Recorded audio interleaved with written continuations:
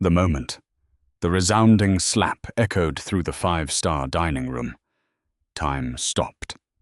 A ruthless syndicate boss who owned half of Chicago's underworld had just told an exhausted plus-size waitress to drop everything because she served only him. She didn't blush. She didn't cower. She slapped the taste out of his mouth.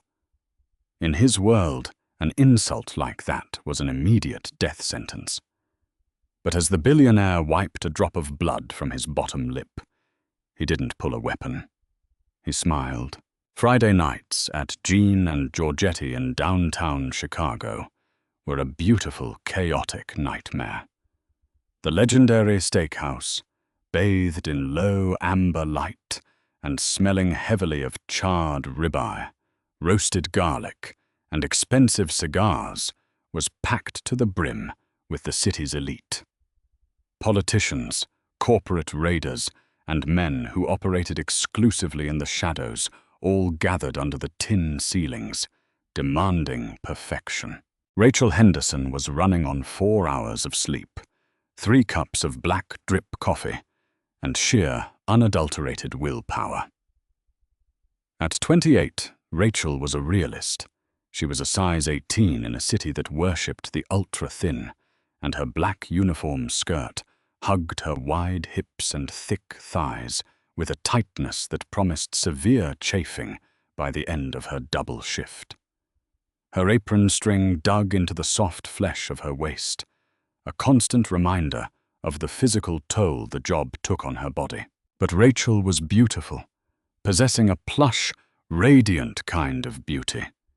Thick, dark waves pinned haphazardly atop her head, flushed cheeks, and striking hazel eyes that missed absolutely nothing on the restaurant floor. She was carrying a tray loaded with 3 heavy porcelain plates of veal Vesuvio when the atmosphere in the room abruptly shifted.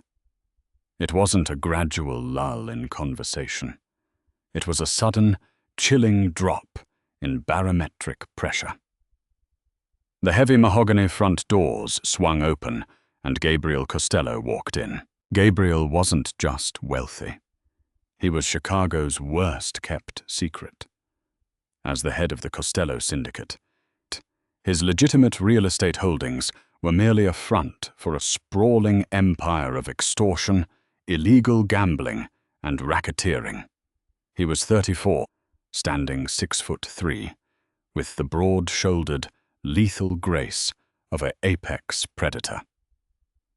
He wore a charcoal Brioni suit that likely cost more than Rachel's entire yearly salary. His jaw was covered in a dark, neat scruff, and his eyes were the color of glacial ice.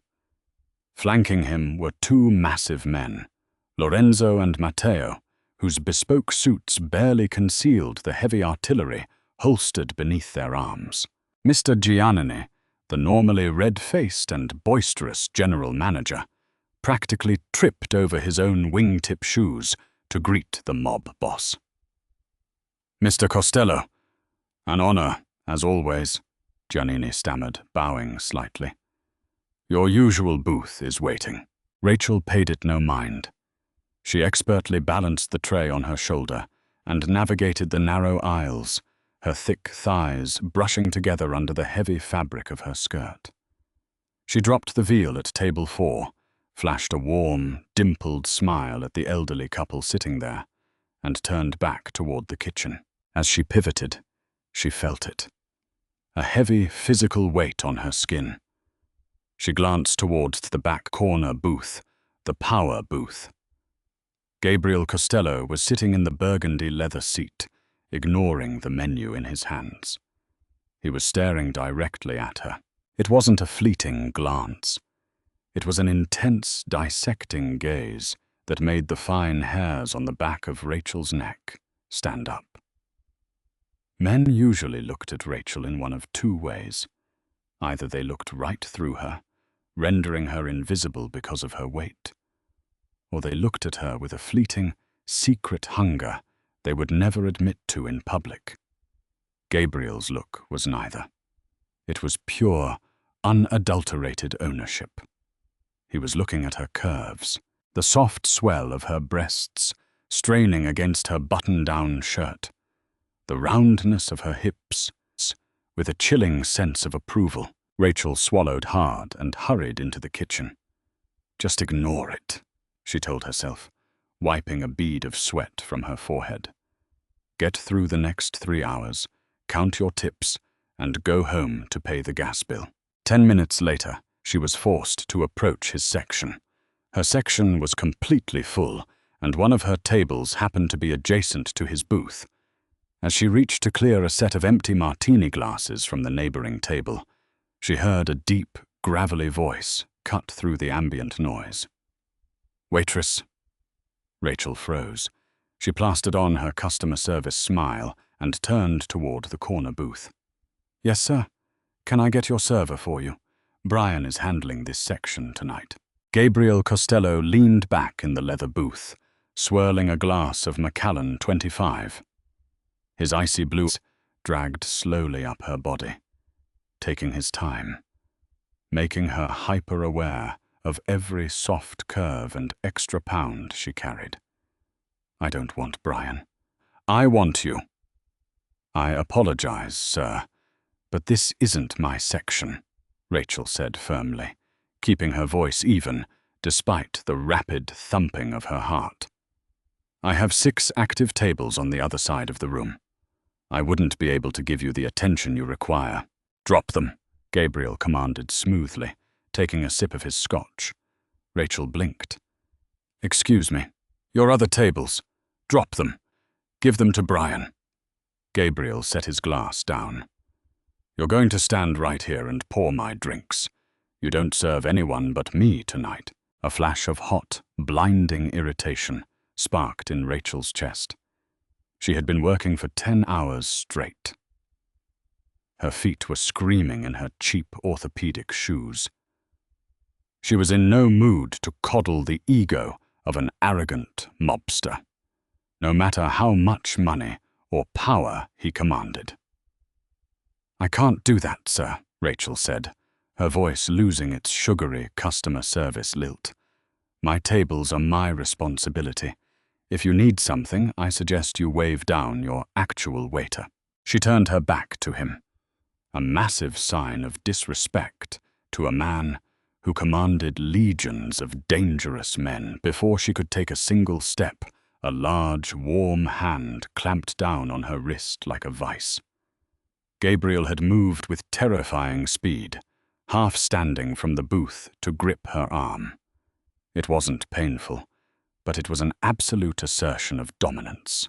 "I don't think you heard me, sweetheart," Gabriel murmured, his voice dropping an octave, meant only for her ears.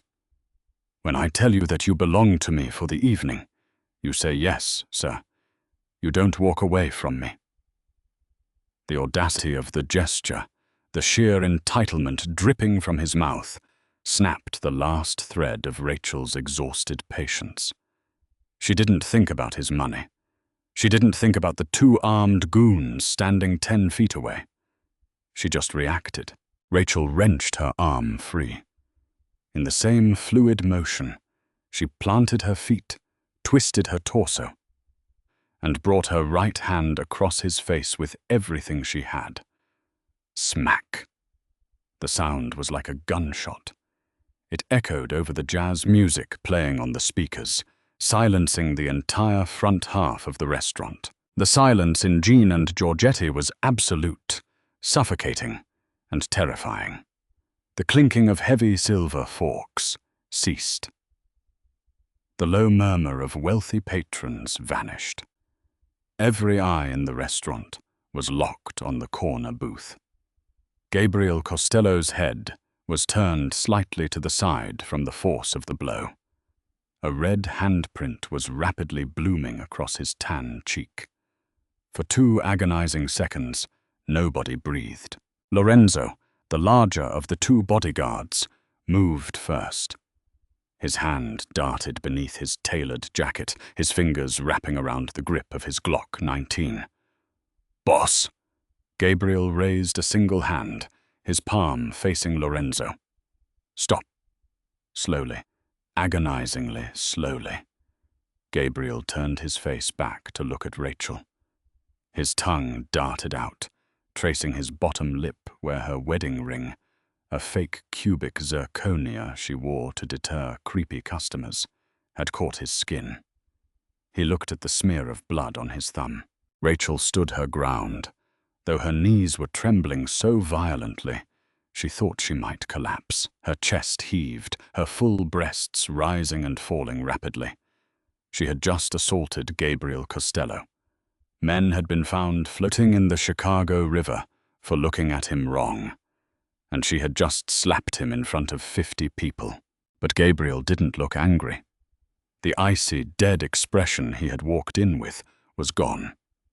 Instead, his eyes were burning with a dark, predatory heat. The corners of his mouth twitched, and then, impossibly, he let out a low, dark chuckle.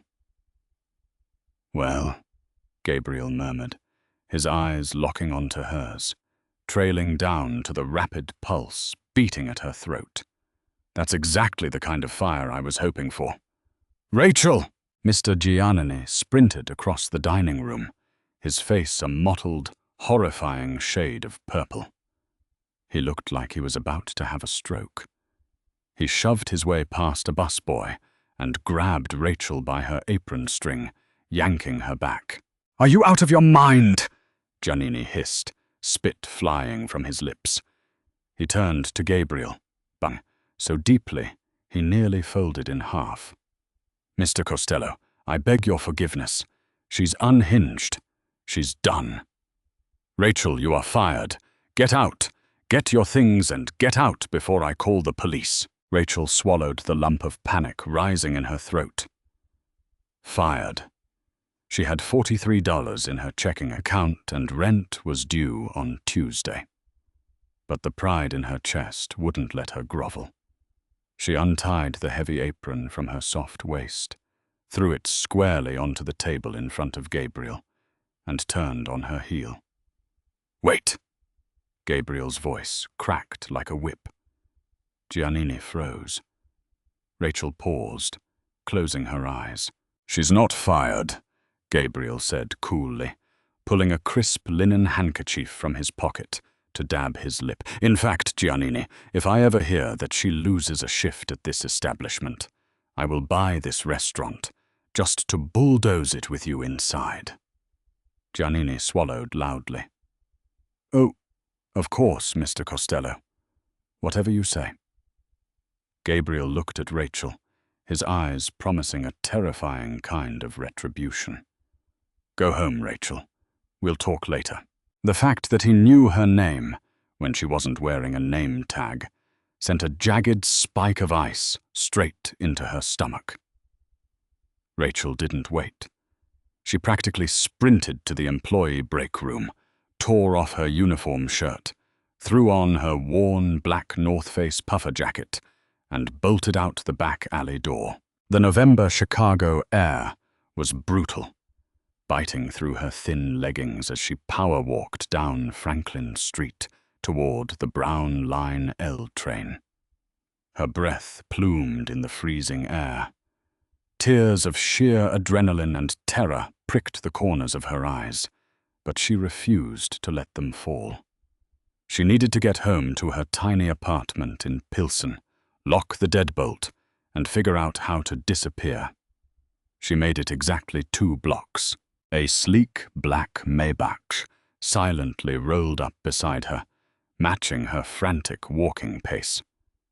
The tinted rear window rolled down with a soft hum. "Get in the car, Rachel." It was Gabriel. He was leaning across the plush leather back seat, looking at her shivering form on the sidewalk. "Go to hell," Rachel snapped, clutching her purse to her chest, her thick thighs burning as she tried to walk faster. The Maybach sped up slightly, angling its heavy nose toward the curb, effectively cutting her off at the intersection. The front doors opened. Lorenzo and Matteo stepped out, their massive frames blocking her path to the crosswalk. They didn't touch her, but they didn't have to. They were human brick walls. You can get in the car, or we can stand out here in the freezing cold and discuss your brother's gambling problem in public. Gabriel's voice floated out from the warmth of the vehicle. Rachel stopped dead in her tracks. Her heart, already beating wildly, seemed to completely stop. Tommy. Her younger brother, Tommy, was an idiot. He had always been a fast-talking, corner-cutting idiot. But for the last few months, he had been acting incredibly paranoid. He had been borrowing money from her, claiming it was for a new business venture. Slowly, feeling like a lamb walking into a slaughterhouse, Rachel stepped off the curb. She ducked her head and slid into the cavernous, heated back seat of the Maybach. The door shut behind her with a heavy, expensive thud, sealing her inside. The car smelled of rich leather, expensive sandalwood cologne, and danger. Gabriel was sitting a foot away from her, his long legs stretched out comfortably. The red mark from her hand was still visible on his jawline. "What do you want?" Rachel asked, her voice shaking despite her best efforts to sound tough. "Your brother, Thomas," Gabriel began, pouring himself a drink from the crystal decanter housed in the center console. "He has been spending a significant amount of time at the Horseshoe Hammond Casino. More specifically, in the private back rooms that belong to my associates." Rachel felt the blood drain from her face. "How much?"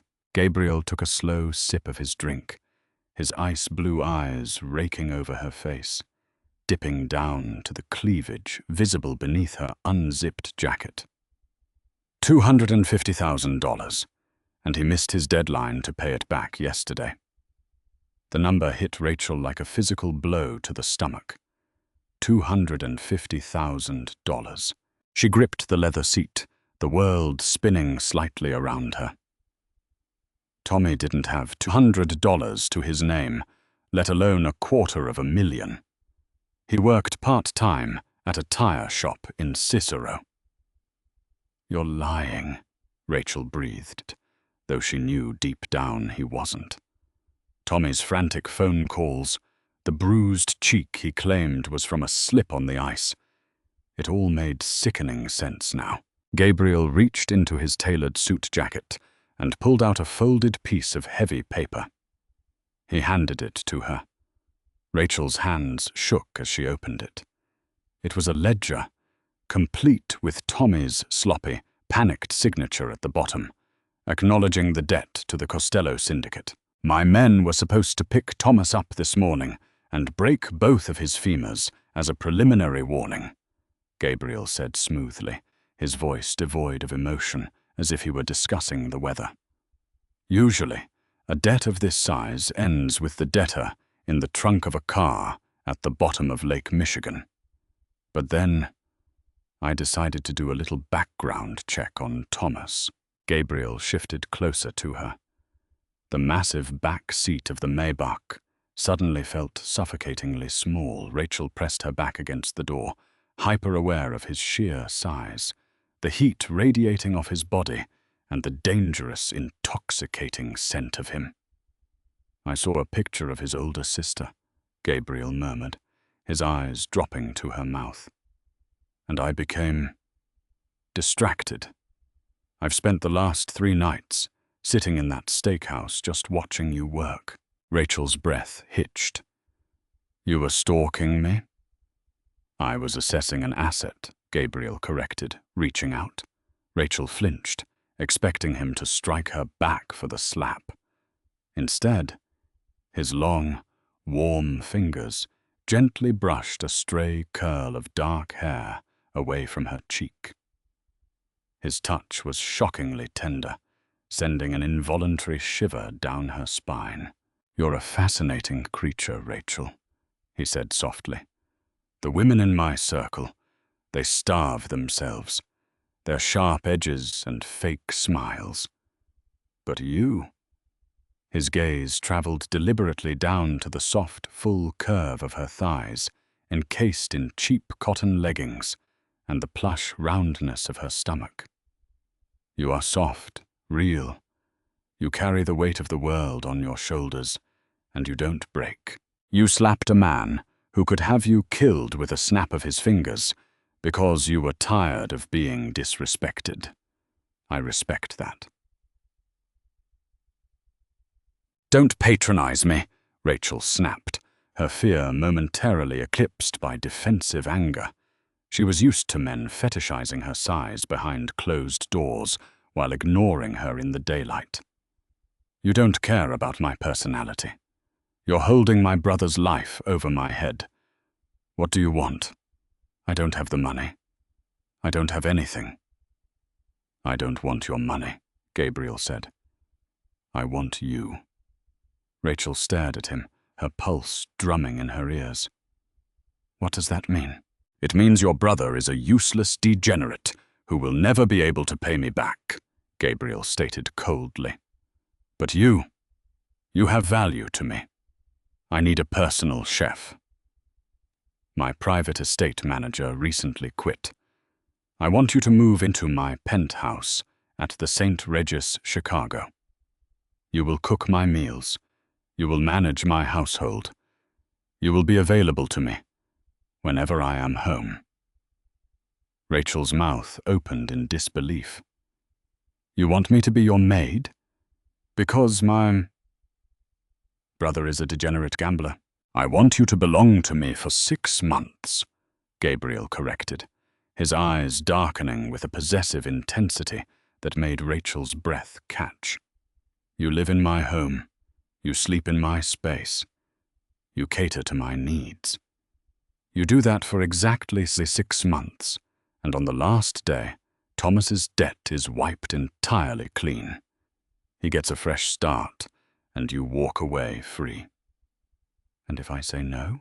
Rachel whispered. Gabriel's face hardened, the ruthless mob boss returning to the surface in a terrifying flash. If you say no, I open this car door. You walk back to the train station, and before you reach your apartment in Pilsen, you will receive a phone call informing you that your brother has met with a tragic, fatal accident. The blunt cruelty of his words sucked the oxygen out of the car. He wasn't bluffing. Gabriel Costello didn't bluff. You're a monster, Rachel said, a tear finally escaping and hot-tracking down her cheek. Gabriel reached out, his thumb catching the tear before it could reach her chin. He smeared the moisture across her soft skin. I never claimed to be a saint, Rachel. The world is a violent, transactional place. I am offering you a transaction. 6 months of your life for the rest of his. Rachel looked out the tinted window at the passing streetlights of downtown Chicago. She thought of Tommy, who had practically raised her after their parents died, despite his massive flaws. She thought of her dead-end job, her empty bank account, and the terrifying man sitting beside her, who looked at her plush, plus-size body like it was a feast he had been starving for. She turned her hazel eyes back to Gabriel. Her heart pounded a frantic rhythm against her ribs, but she straightened her spine, leaning into the soft leather of the seat. I have demands, Rachel said, her voice remarkably steady. Gabriel raised a dark eyebrow, a look of genuine surprise and deep amusement crossing his handsome face. Demands? If I do this, Rachel said, pointing a finger at his chest, Tommy doesn't just get his debt wiped. Your people ban him from every casino, underground game, and sports book in the state of Illinois. You cut off his access. I won't do this just for him to rack up another debt in a year. Gabriel chuckled, a rich, dark sound that vibrated in the small space. Agreed. What else? I don't sleep with you, Rachel blurted out, her cheeks flushing hot. You said cook and manage the house. If you're looking for a mistress to pay off a debt, the deal is off. You can kill us both. Gabriel leaned in close, so close she could feel the heat of his breath on her lips. His eyes dropped to her mouth, lingering there for a long, torturous moment. The sheer sexual tension radiating from him was palpable, heavy and dark. "I don't force women into my bed, Rachel," Gabriel murmured, his voice a silken threat. "When you finally come to my bed, it won't be because of a debt. It will be because you begged me to take you there. And I promise you, before these 6 months are over, you will beg." Rachel's breath hitched, a treacherous jolt of heat pooling low in her stomach despite her terror. "Do we have a deal?" Gabriel asked, holding out his large hand. Rachel looked at his hand, then up at his icy, determined eyes. She was signing her life away to the devil. She placed her small, trembling hand into his massive one. "Deal?" she whispered. "Good," Gabriel said, gripping her hand tightly. He knocked on the glass partition separating the driver. "Change of plans, Lorenzo. We aren't dropping Miss Henderson off. Take us home to the St. Regis." The St. Regis.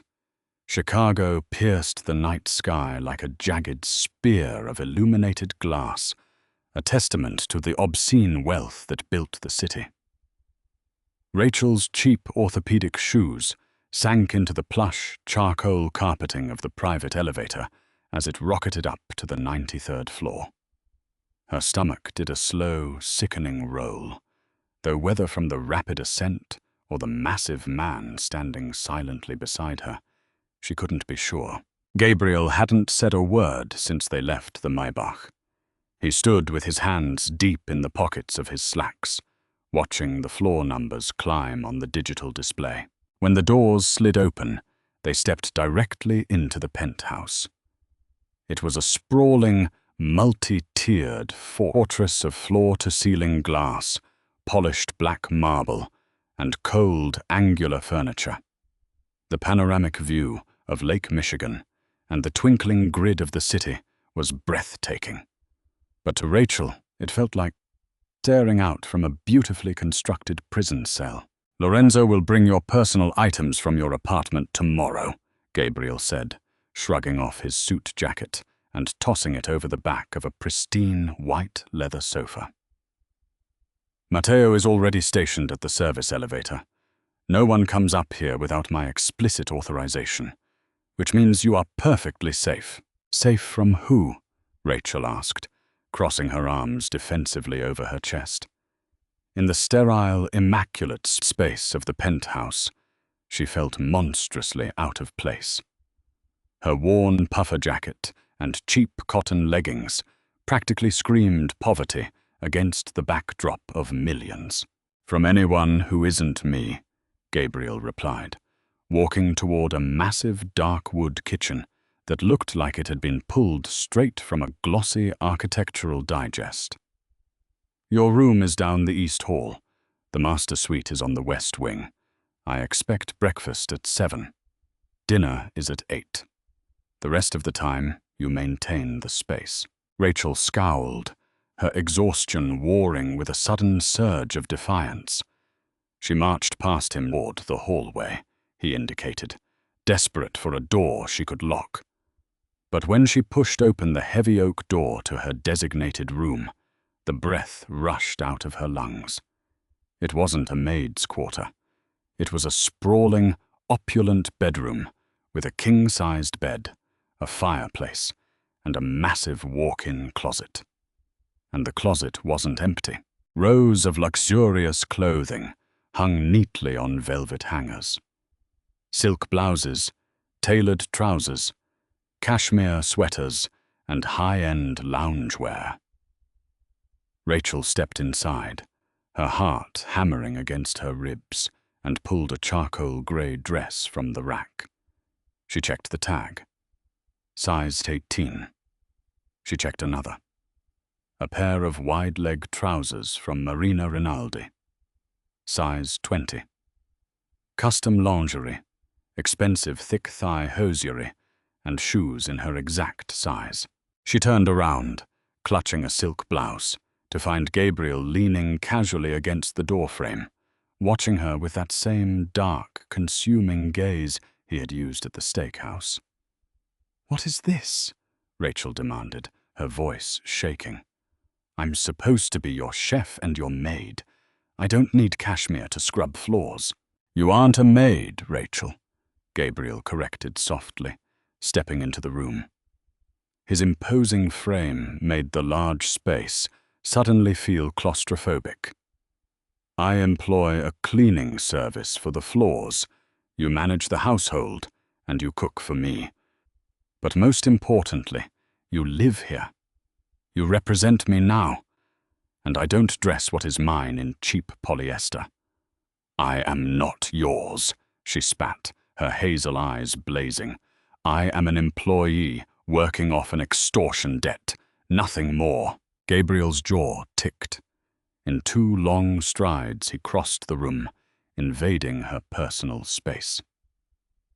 Rachel's back hit the edge of the mahogany dresser, the plush curve of her hips pressing into the wood. Gabriel bracketed her in, placing a heavy hand on the dresser on either side of her waist. He didn't touch her, but the heat radiating from his chest was suffocating. "Keep telling yourself that, sweetheart," he murmured, his voice a low, gravelly vibration that sent a treacherous shiver down her spine. "Keep playing the defiant employee. But we both know why you didn't scream for the police when Lorenzo opened that car door. We both know why you're trembling right now, and it isn't out of fear." He leaned in, his nose brushing the soft skin beneath her ear. He inhaled deeply, as if memorizing the scent of her cheap vanilla body wash. "Get some sleep, Rachel. Tomorrow, you cook." He pulled away, leaving her breathless and shivering, and walked out of the room, shutting the door behind him with a soft click. Over the next 3 weeks, a bizarre, deeply unsettling routine settled over the penthouse. Gabriel was a phantom during the day, running his illicit empire from high-rise boardrooms and underground warehouses. But at night, he was a demanding, suffocating presence. Rachel poured her anxiety into the kitchen. She refused to wear the expensive silk blouses he had bought her, opting instead for the plainest black sweaters and aprons she could find. If he wanted a personal chef, she would play the part perfectly. But Gabriel didn't play by the rules. He didn't eat at the massive 12-seat dining table. Instead, he sat at the kitchen island, rolling up the sleeves of his $2,000 shirts to expose heavily tattooed forearms, and watched her cook. She made him heavy, real food. Forget the tiny, deconstructed portions of Michelin star restaurants. She made braised short ribs that melted off the bone, rich, buttery mashed potatoes, and thick cuts of prime rib. And Gabriel ate it like a starving man. One Tuesday evening, rain lashing against the floor-to-ceiling windows, Rachel was pulling a pan of seared scallops off the gas range. Her face was flushed from the heat, strands of dark hair plastered to her forehead. The apron she wore was tied tight, accentuating the dramatic flare of her hips. "Your brother called," Gabriel said casually, swirling a glass of Barolo. Rachel froze, the tongs trembling in her hand. Is he okay?" "He's miserable," Gabriel replied smoothly. "My men threw him out of the Rivers Casino yesterday afternoon. He tried to place a proxy bet through a friend at a bookie in Cicero. We shut that down too. He's furious that he's blacklisted." A wave of profound relief washed over her, followed quickly by a sting of guilt. She was trapped in a golden cage, so her brother couldn't ruin his life. "Thank you," she whispered, the words tasting like ash in her mouth. Gabriel set his glass down. Don't thank me. I didn't do it out of the goodness of my heart. I did it because it keeps you standing in my kitchen. His honesty was brutal, a sharp edge that cut through the domestic illusion they were playing at. He stood up, slowly walking around the kitchen island until he was standing directly behind her. Rachel squeezed her eyes shut as she felt the broad, solid expanse of his chest brush against her back. "You've been here 3 weeks," Gabriel murmured, his voice dropping into that dark, possessive register. "You haven't tried to run. You haven't poisoned my food. You make my house smell like a home." "Why?" "Because I made a deal," Rachel said, her voice barely above a whisper. "And I don't break my word." Gabriel's hands slowly settled on her waist. His long fingers splayed across her soft stomach, the heat of his touch searing through her cotton sweater. He squeezed gently, a reverent touch that made a whimper catch in her throat. Men had always made her feel like she was taking up too much space. Gabriel touched her, like he wanted her to take up more. "You're a dangerous woman, Rachel," he breathed against her neck. Before he could push further, the private elevator chimed. The sharp sound shattered the heavy tension in the kitchen. Gabriel stepped back instantly, his demeanor shifting from a ravenous lover to a cold-blooded killer in a fraction of a second. The doors slid open, and Lorenzo stepped out, his face grim. Behind him were 3 men Rachel didn't recognize, though they all wore the same expensive, dangerous aura as Gabriel. "Boss," Lorenzo said, his voice tense. "The sit-down with the Falcone crew is moved up. They're here. Alderman Burke is with them." Gabriel swore under his breath, wiping a hand across his jaw. "Set them up in the dining room. Rachel, we need dinner for 5, now." The domestic bubble burst completely. The penthouse instantly transformed from a tense sanctuary into a war room. Rachel nodded, forcing her trembling hands to steady as she immediately began pulling more steaks from the industrial refrigerator. 30 minutes later, the dining room was a cloud of cigar smoke and aggressive, low-stakes posturing. Artie Falcone, an older, heavily scarred capo for the outfit, sat across from Gabriel.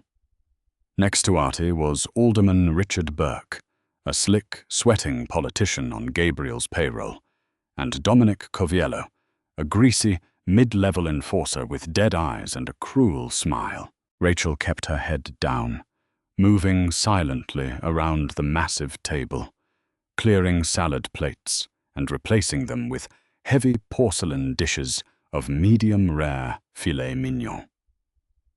She was hyper-aware of the guns holstered beneath the jackets of every man in the room, save the alderman.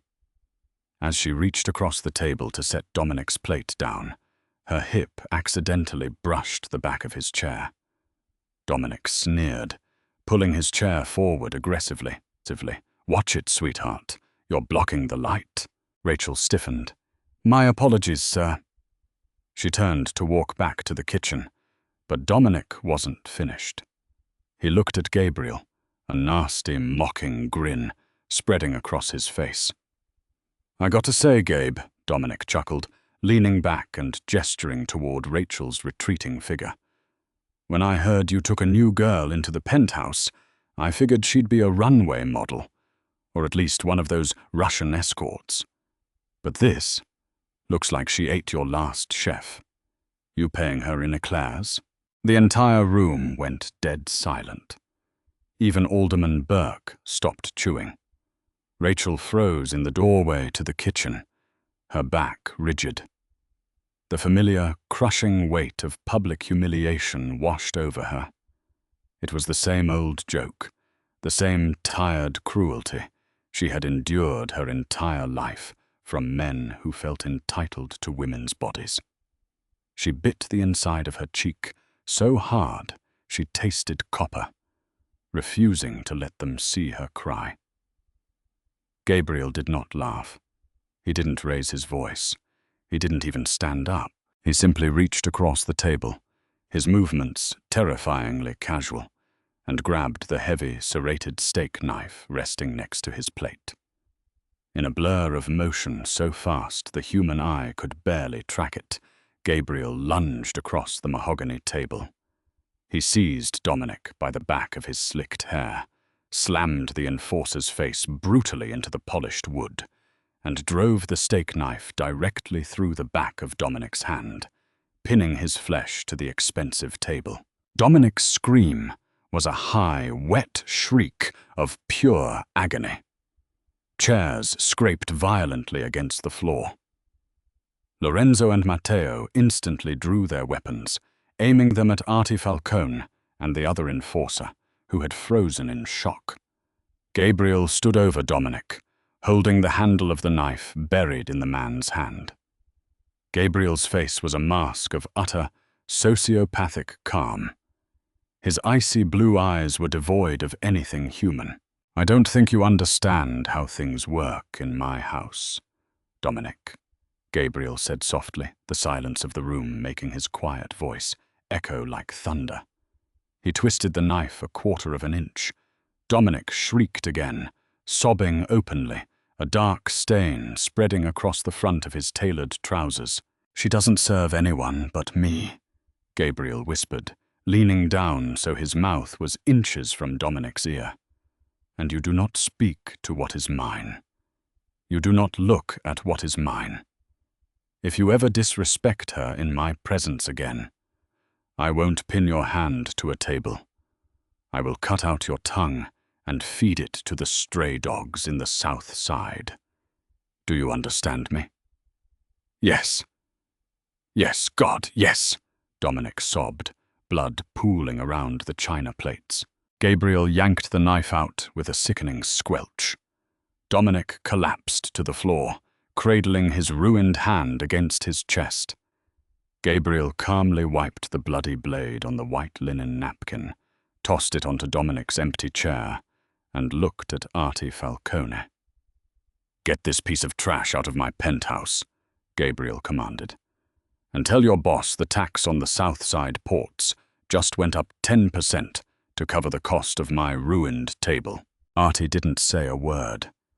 He motioned to the other enforcer, who hauled the sobbing Dominic to his feet and dragged him toward the elevator. Alderman Burke looked like he was about to vomit. He scurried out right behind them. Once the doors closed, Lorenzo and Matteo holstered their weapons and silently vanished into the outer hallway, leaving Gabriel alone in the dining room with Rachel. Rachel was still standing in the doorway, shaking so violently her teeth rattled. She had known he was a monster. She had known he was a killer.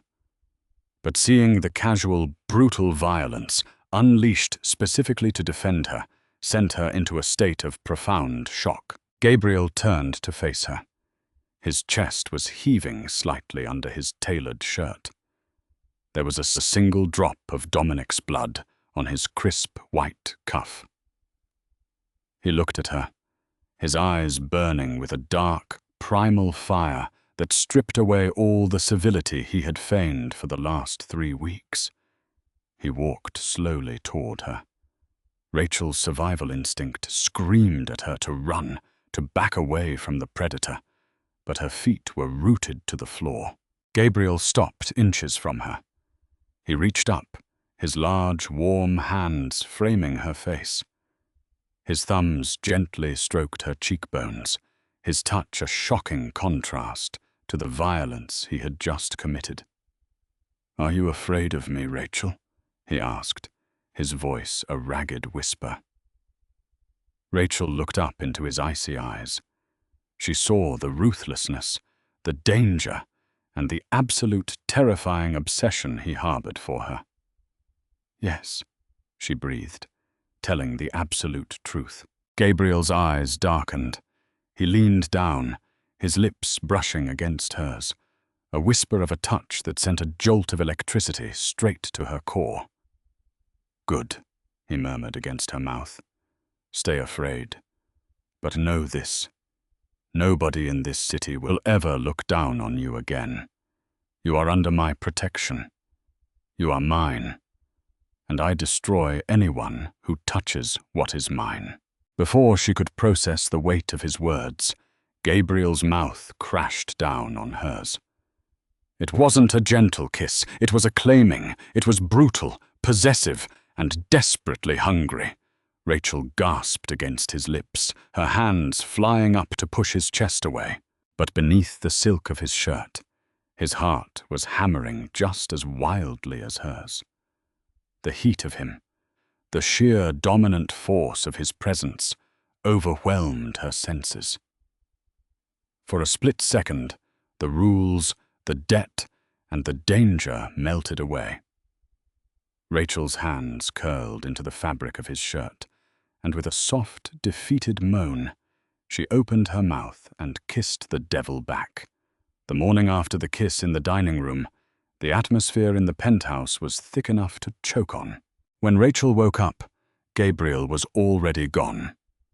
In his place on the kitchen island sat a single, flawless red rose and a note written in sharp, aggressive handwriting. "Stay inside today. The city is bleeding." The brutal reality of Gabriel's world had finally crashed through the pristine glass of her golden cage. By stabbing Dominic Coviello, Gabriel hadn't just defended her honor. He had openly declared war on the Falcone family. And worse, he had broadcast to the entire Chicago underworld that he had a catastrophic vulnerability.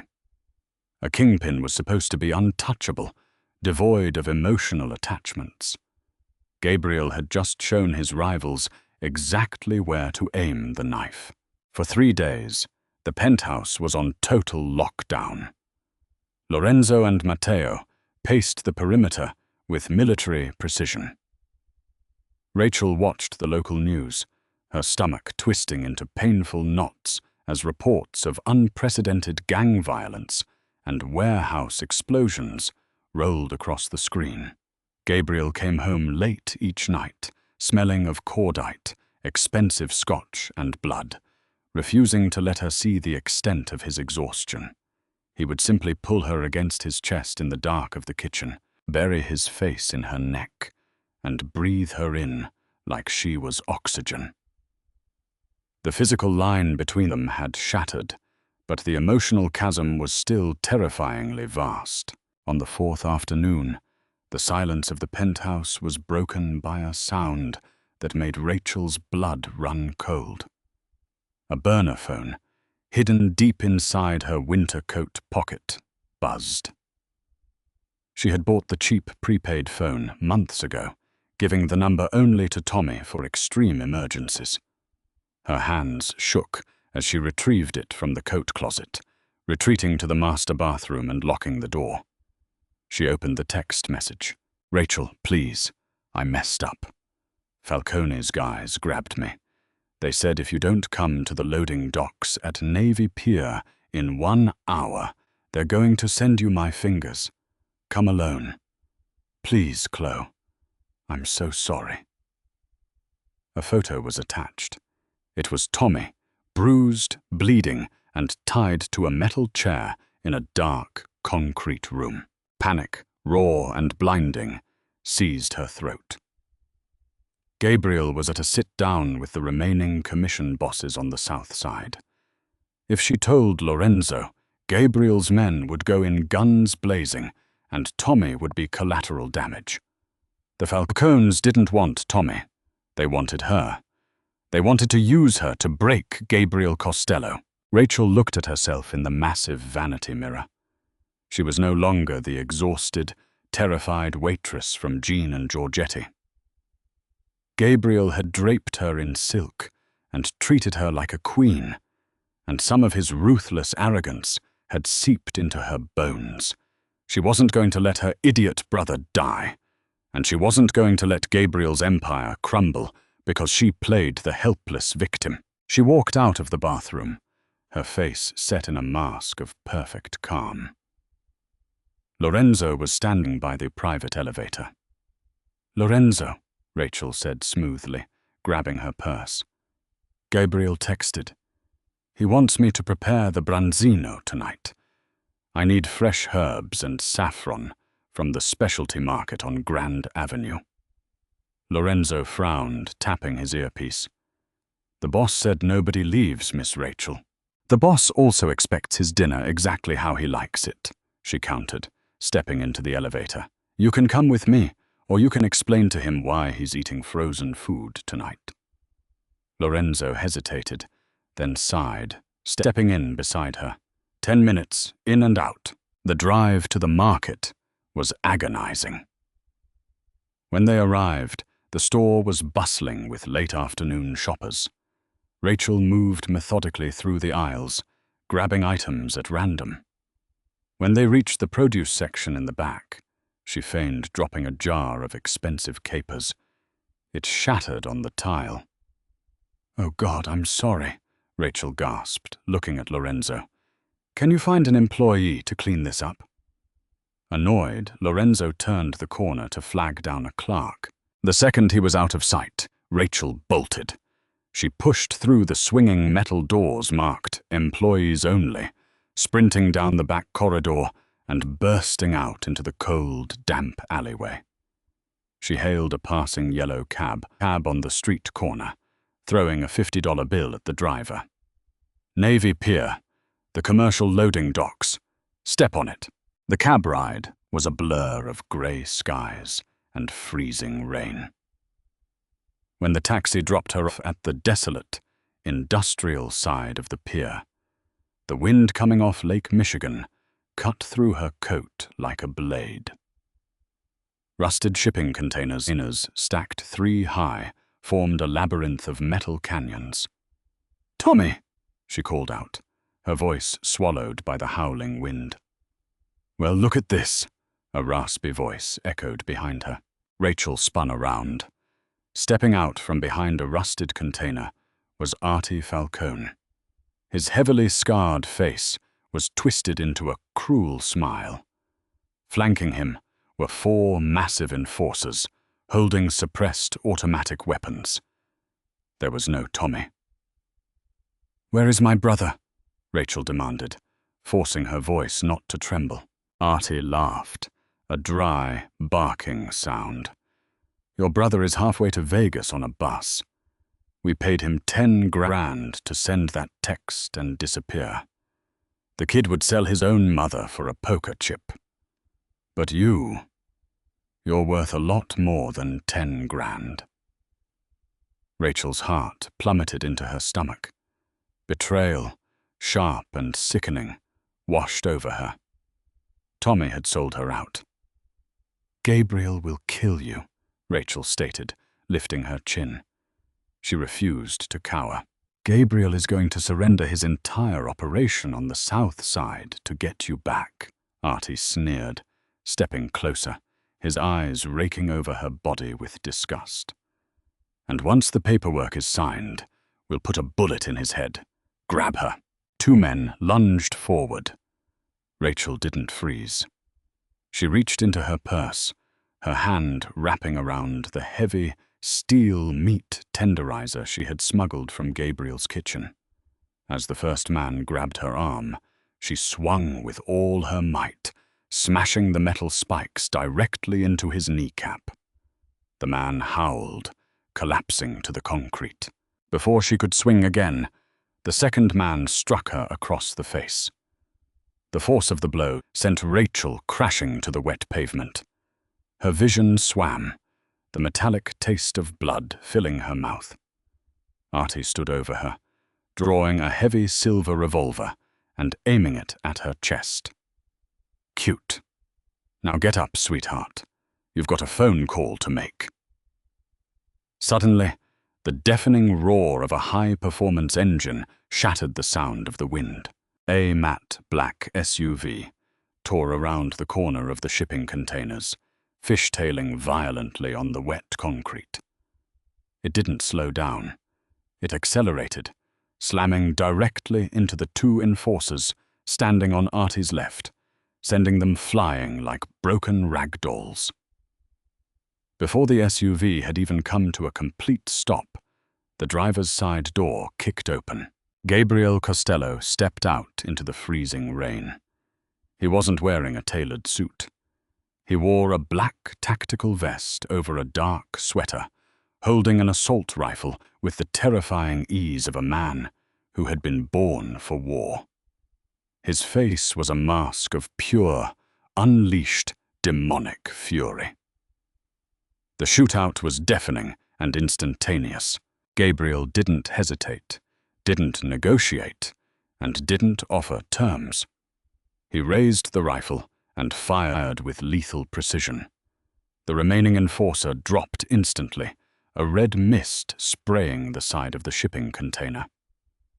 Artie Falcone panicked. He grabbed Rachel by the collar of her coat, dragging her up and pressing the barrel of his revolver against her temple. "Drop it, Costello!" Artie screamed, his voice cracking with terror. "Drop the gun, or I blow her brains out right here." Gabriel stopped moving. He stood 10 yards away, the freezing rain matting his dark hair to his forehead. His chest heaved when his icy blue eyes locked onto the blood dripping from Rachel's split lip. A low, animalistic sound rumbled in his chest. "You touched her," Gabriel whispered, the quiet words carrying over the howling wind. "I said drop it!" Artie roared, his hand shaking violently against Rachel's head. Rachel looked at Gabriel. She saw the absolute, terrifying desperation in his eyes. The ruthless mob boss, the king of Chicago, was entirely paralyzed by the thought of losing her.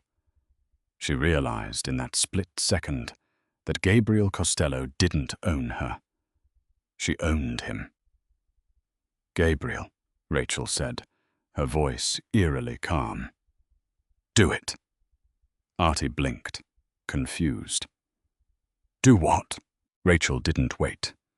Channeling every ounce of frustration, anger, and the trauma of the last month, she threw her weight backward, slamming her heavy, plush hips directly into Artie's groin, and simultaneously snapped her head back, headbutting the mobster squarely in the nose. Bone crunched. Artie shrieked, dropping the gun and stumbling backward, his hands flying to his ruined, bloody face. Rachel hit the deck. Bang! A single shot rang out from Gabriel's weapon. Artie Falcone collapsed backward into the freezing puddles, a neat hole perfectly centered in his forehead. Silence descended on the docks, broken only by the sound of the rain and the lapping of the lake against the concrete pillars. Rachel sat on the wet ground, her chest heaving, the adrenaline slowly draining from her system, leaving her freezing and exhausted. She looked down at the blood on her hands. Heavy, frantic footsteps splashed across the concrete. Gabriel dropped to his knees in the puddles beside her. He threw the rifle aside and hauled her into his chest, crushing her against him. He was shaking. The invincible Gabriel Costello was trembling like a leaf. "I've got you," he breathed raggedly into her wet hair, his hands running frantically over her back, her arms, checking for bullet wounds. "I've got you. You're safe. I'm going to kill everyone who even knew about this." He pulled back, cupping her face in his large hands. He looked at her split lip, his eyes filling with a devastating, heartbroken guilt. "I'm sorry," Gabriel choked out, his thumbs gently wiping the blood from her chin. "I'm so sorry, Rachel. I was selfish. I saw you, and I wanted you, and I dragged you into hell because I couldn't bear to let you walk away." He reached into his tactical vest, pulling out a folded, slightly crumpled piece of paper. The ledger. The contract for Tommy's debt. With shaking hands, Gabriel ripped the paper into tiny pieces, letting the wind carry the shreds into the dark waters of Lake Michigan. "The debt is gone," Gabriel said, his voice raw and utterly defeated. "Your brother is a dead man, but you are free. Lorenzo will take you anywhere you want to go. I will set up an account with enough money that you'll never have to work another shift in your life. But you have to leave. I can't protect you from this world, and I can't survive watching you bleed because of me." Rachel stared at him. The rain soaked through her clothes, but she felt entirely ablaze. He was giving her everything. He was letting her go because he loved her more than he loved his own power. Slowly, Rachel reached up. She didn't cup his cheek. She didn't pull him in for a kiss. She pulled her hand back and slapped him across the face. Smack! It wasn't as hard as the one in the steakhouse, but it was enough to make Gabriel's head snap to the side. He froze, blinking in absolute shock, the red mark blooming instantly on his wet skin. "Don't you ever," Rachel snarled, grabbing the collar of his tactical vest and yanking him down to her eye level, "make decisions for me again." Gabriel stared at her, his lips parted. "You dragged me into this," she hissed, her hazel eyes blazing with a fierce, unapologetic fire. "You made me live in your house. You made me care about you. And now that things are messy, you think you can just write me a check and send me away to keep your conscience clean. You don't get to fire me. Gabriel Costello." "Rachel, they will keep coming for you. Let them come," she shouted over the rain. "I just headbutted a Mafia capo, and I broke a man's kneecap with a meat tenderizer. I am not a helpless waitress anymore. I am not some fragile trophy you have to lock in a tower. You told me I belonged to you. Well, guess what, boss? You belong to me too." Gabriel's breath hitched. The despair in his eyes vanished, replaced instantly by that dark, consuming, obsessive hunger that had terrified her on the night they met. Only now, it didn't terrify her. It empowered her. "If I stay," Rachel said, her voice dropping to a dangerous, silky whisper, her plush body pressing firmly against his chest, "I am not your chef. I am not a debt collector's prize. I am your equal. I stand beside you, not behind you. Is that understood?" Gabriel looked at the fierce, beautiful, incredibly dangerous woman in his arms. A slow, terrifyingly beautiful smile spread across his handsome face. He wrapped his arms around her thick waist, burying his hands in her wet hair. "Yes, my queen," Gabriel murmured, right before he crushed his mouth to hers. The kiss was a vow, signed in blood and sealed in the freezing rain. When Gabriel finally carried her to the SUV, he didn't just carry a survivor. He carried the new co-ruler of the Chicago underworld, and heaven help the man who ever forgot it. In a world defined by money and violence, true power doesn't always come from the barrel of a gun. Sometimes it comes from knowing your own worth and refusing to shrink yourself to fit someone else's expectations. Rachel's journey from an exhausted waitress, burdened by her brother's mistakes, to the formidable queen of a mafia empire proves that loyalty, courage, and self-respect are the ultimate weapons. She didn't just survive the darkness. Tor conquered it. Did you love this twist on the mafia romance genre? If Rachel's fierce transformation and Gabriel's ultimate surrender had you on the edge of your seat, smash that like button. Don't forget to share this story with your friends who love strong female leads and intense drama. Subscribe to the channel and hit the notification bell so you never miss out on our thrilling audio stories. Let us know in the comments, what would you have done in Rachel's shoes?